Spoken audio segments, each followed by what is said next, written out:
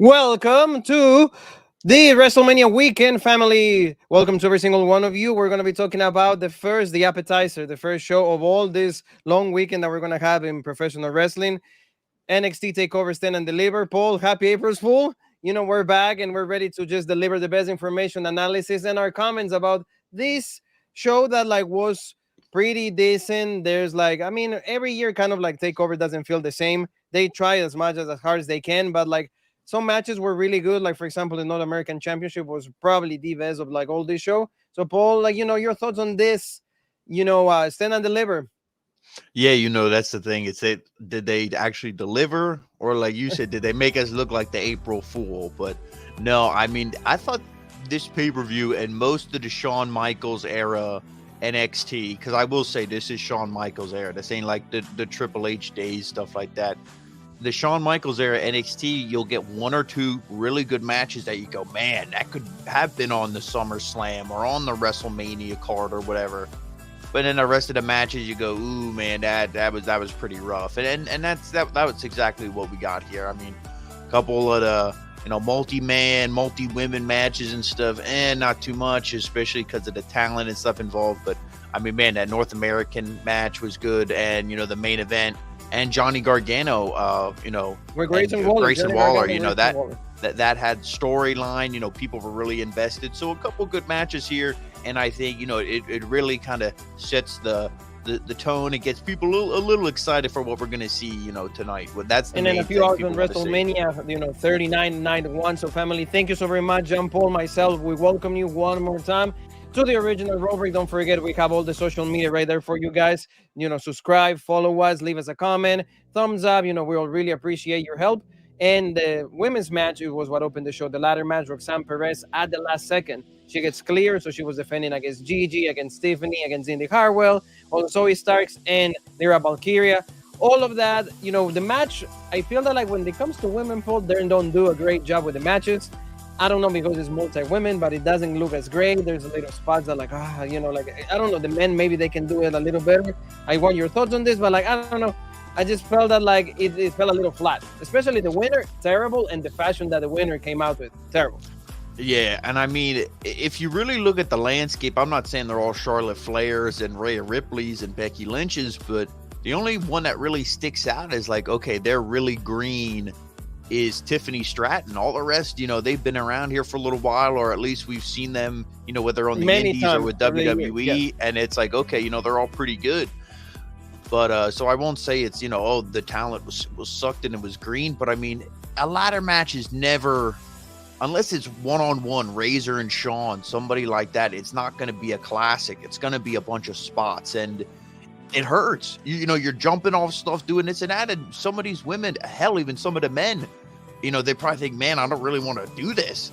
Booker T said it through commentary, man, I hated these kind of matches. I hated ladder matches. They beat the hell out of you. And, that's probably why it was awkward. It was ugh. So I don't know. But I mean, people like ladder matches and stuff. I didn't like it that much. And, like you said, the ending, you see Gigi Dolan, she gets laid out by JC Jane. Tiffany Stratton, big dive, takes out the rest of the competitors. The only one there is Indy Hartwell. She's struggling to climb up the ladder. She can't do it. Oh, I'm so weak and beat up. Then Dexter Lumis comes out of nowhere, lifts her up on his freaking shoulders like what No Chin did Ellsworth with Carmelo almost, and goes up there like Carmelo and wins it for her, and it's like, well, what the hell, and you have freaking the skinny guy on commentary going, oh man, this Vic is Joseph. Great, yeah, Vic Joseph, this is great, and Booker T is like, nah, man, this is bullshit, man. I know I said by any means necessary, but no, this is bullshit, man. And I agree with Booker. He was shitting on it live on air, and I agree with it. It was a bad. I agree with it too.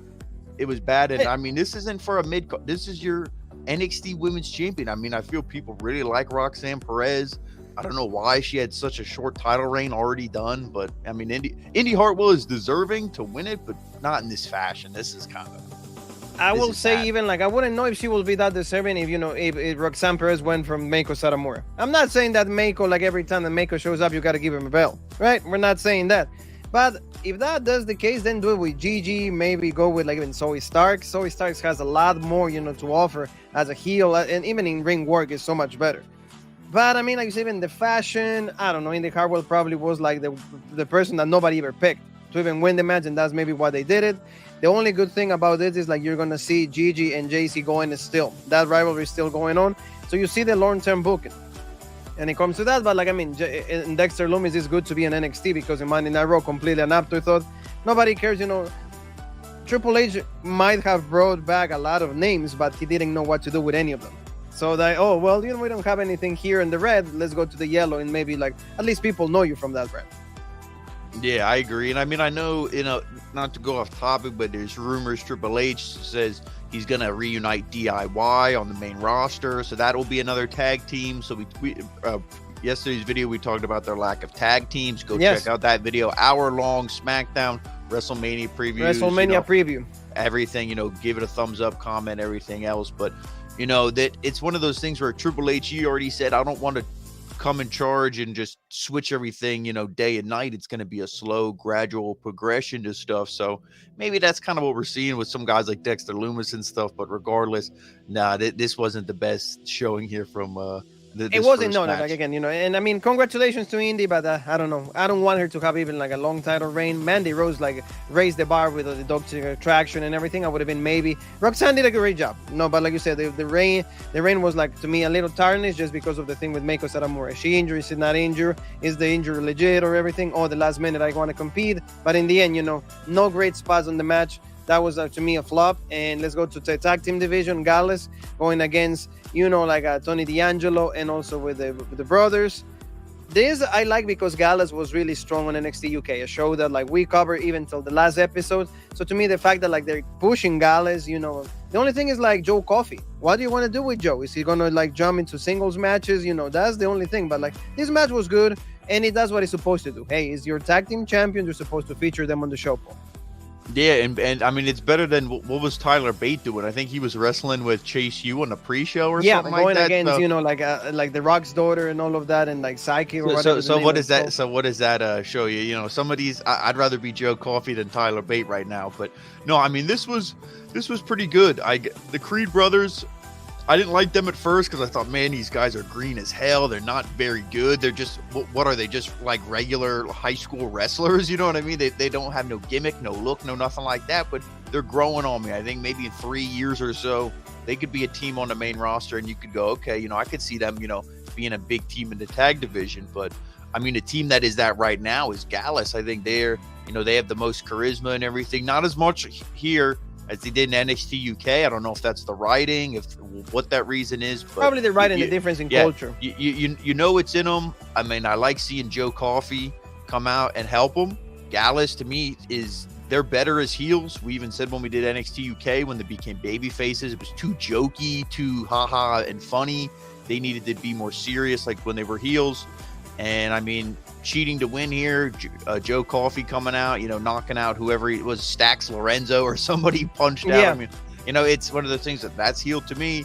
They win, they retain. So that was a good move, I thought. So hopefully, we get to see them maybe on the main roster soon because we need the tag teams. Gallus will be good in the main roster because, like you said, there's a pretty recognized, prestigious tag team, and they act like tag team. There's not two singles competitors put together. Hey, we don't really have anything for you guys. Hey, how about you guys that are tag team? Come up with your new phrases. Come up with like everything combined. But like to talk about like the best match in this show, let's do the North American Championship. The debut of Dragon Lee. That was like a lot of people were waiting for him. A lot of expectations. The guy, like Hijo del Vikingo, all of those guys, Lucha Libre style, all of that, like big moves. I think he did have a great showing, but for me, Ilya Dragunov, McDonough, and also Akram, or like the A-Kid. We'll call him the A-Kid because we know who he is. We cover him. We know the shows. Wesley, Paul, this was like to me the day that you should have taken the title off him and then just put it even on A-Kid or even like on JD McDonough. Maybe not Dragunov, because Dragunov for me, that's NXT Championship material. But despite of that, a really great match, dramatic, a lot of counters and a lot of big moves in the end. So that was cool. Yeah, the only thing I didn't like about this match is there's a couple times, and it's what I said I fear for the Gunter Sheamus and McIntyre matches, right when the match started off, Dragon Lee and I don't know if it was Axiom or who, but boom, they kicked McDonough and they hit Dragunov and they roll out for like a minute and they just lay there. They got hit one time. Oh, let's sell for a minute so the other three guys can do their spot. Then when their spot's over, we go back in the ring, knock them out, and now it's just the two of us. Instead of having all five guys going at each other at one time, let's have two separate wrestling matches in a. So that to me, that I don't like. If you can't mix all five guys, don't do a 5-man. You know what I'm saying? So I don't like that. But keep fighting, like you said, like there should be like a minute or two, like you said, like you're gassed out. Yes, you understand. There's a big move, you gotta sell it, but don't just like lay there, waiting. Oh, Mike, okay, time to get up. Yeah, but like, I mean, Dragon Lee, he's short, like Vikingo, like you brought up. But I mean, I think I like Dragon Lee more. He might not have that crazy look and everything, but I mean, the kicks and stuff, it's fast. It seems like if he actually hits you with one of them kicks, you'll be like, okay, that hurt. It's not like a little, like a Riho punch or something. But, I mean, the guy's good. And he would have been one, man, if you really want to get somebody over, put the belt on him. You know what I'm saying? I mean, like exactly. You said, and also because it's his debut. You want to like establish the guy, one of like the main guys in that division. To me, the comeback of Ilya Dragunov was fantastic. That's, the kind of Ilya Dragunov comeback that we've seen in the matches with Walter.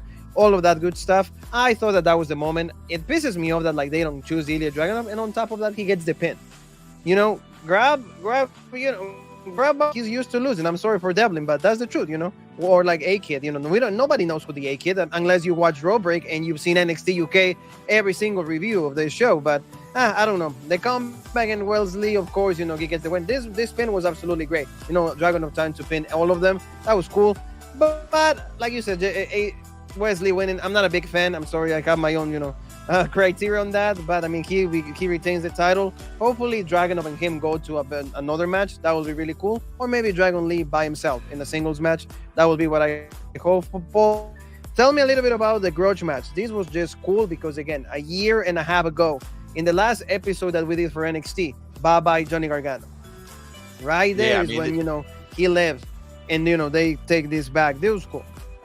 This was good. I mean, you saw the intensity from Gargano here. Now this is minor nitpick, but I almost want to go back, which I have to watch enough wrestling this weekend, so I'm not going to, but I almost want to go back and count how many times Grayson Waller said, "Is this your boy? Is this your boy?" He said it to the crowd. He said it to Vic Joseph. He said it to the camera when he was talking to Shawn Michaels. I'm thinking, like, come up with a different line. You know what I mean? It's like you got to come up with a new catchphrase, something else. You keep repeating the same thing. It's like, dude, you clearly tell he's nervous out there. He doesn't know what to say. But I mean, he's super green. He tries as a heel. He does the best he can. Yeah, I mean, this was still pretty good, though. I mean, the intensity. You saw Candice LeRae get involved. She was laying him out with the kendo stick and everything. I mean, low blows. I mean, when he had Gargano, he rolled, then he hit the stunner. You thought that was it. Gargano popped out with just the shoulder right at the last second. 2.9. He's great at that too. Him and Andrade, when they had their matches and stuff, man, they had you on the edge of your seat.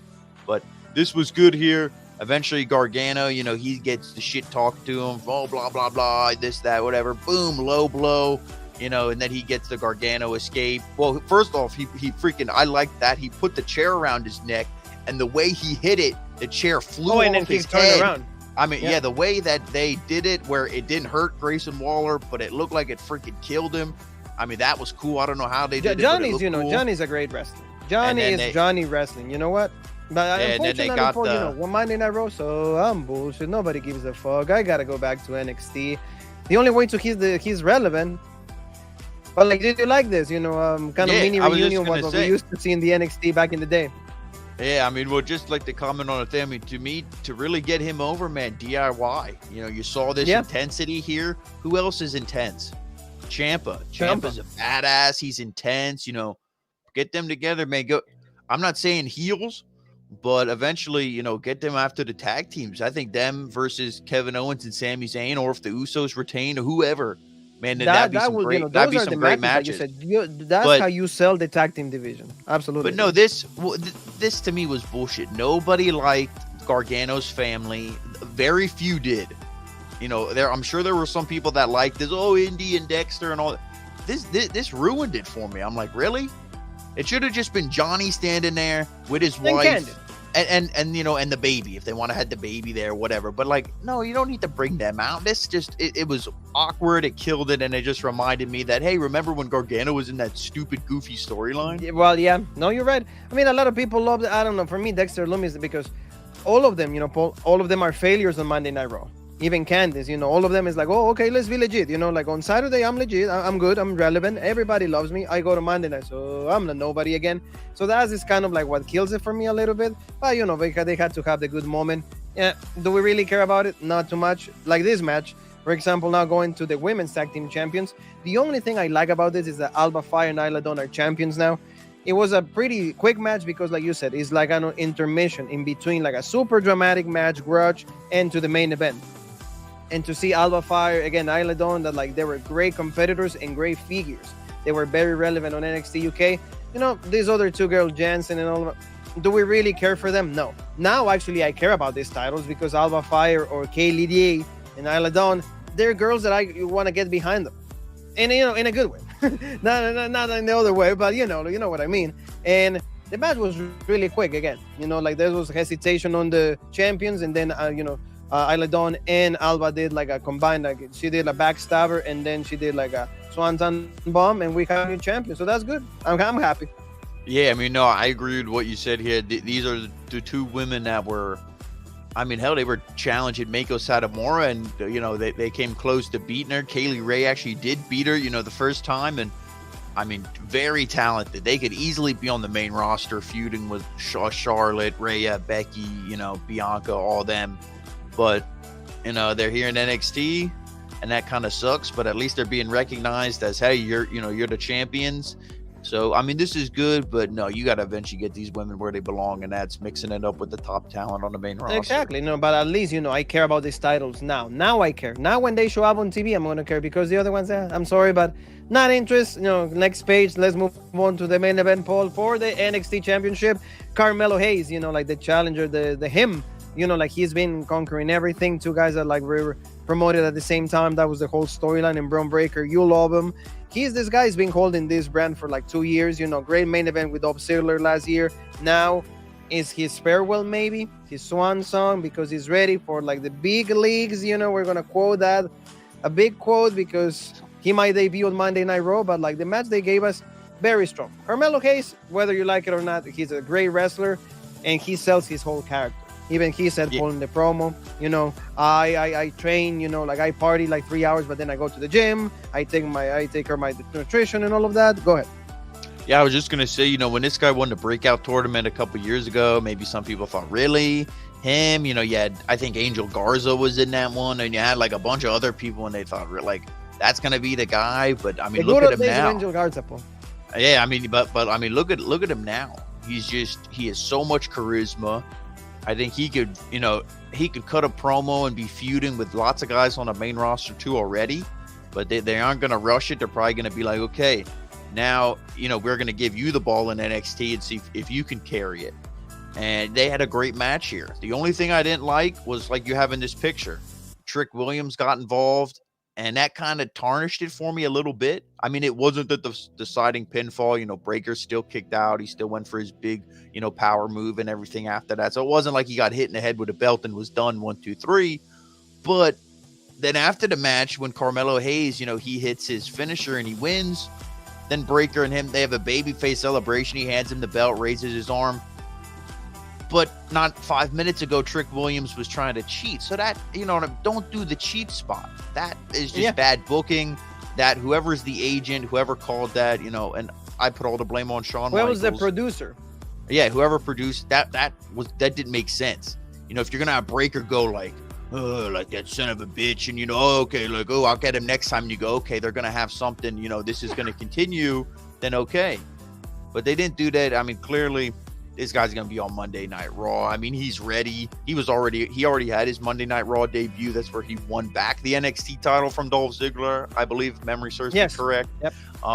So, no, I think he's going to go there. And this is good for Carmelo Hayes. I think he's gonna, hold down NXT for a little bit until they get somebody else ready. Like you said, whether that's a Dragonoff, a McDonough, Tyler Bate. You have guys. They have guys. Bate. You have a lot of guys that you can. To me, just one of the closing thoughts here, like you had said, and we just mentioned Dragonoff and call-ups.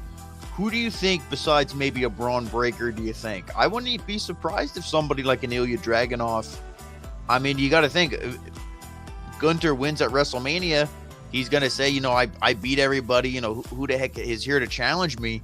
Man, run him and Dragunov third time. I will do Dragunov in a heartbeat. You know that match is going to steal, and even if he loses again, and Walter's still or Gunther's still the champ, that's fine, man. They're going to have a hell of a match, and what a way to introduce him to the main roster audience, because we do know that even though it was on NXT, in America, the Tuesday night show, that doesn't mean the Raw and SmackDown audience watch it.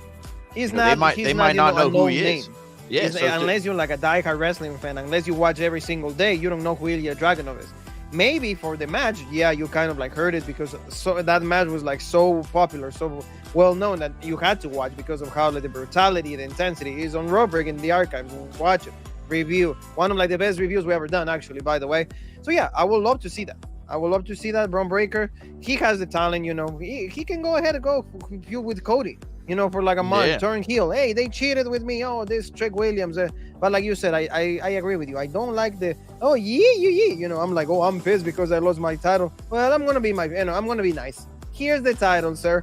Thank you. And Trick, thanks for cheating. There's no like in a regular person doesn't do that. You will go against Williams. I'm like, motherfucker, you almost like caused me the title. Yeah. So you can just reset that. So or if you're celebrating with Carmelo, don't have Trick Williams there. Get him to run or do something because hey, oh yeah, thank you, Trick. Yeah, you did great. Yeah, because of you, I lost my title. Yeah, that's it was like you said, it was just that's a head scratching thing, and that's I guess why. And they probably make these blunders on the main roster, but.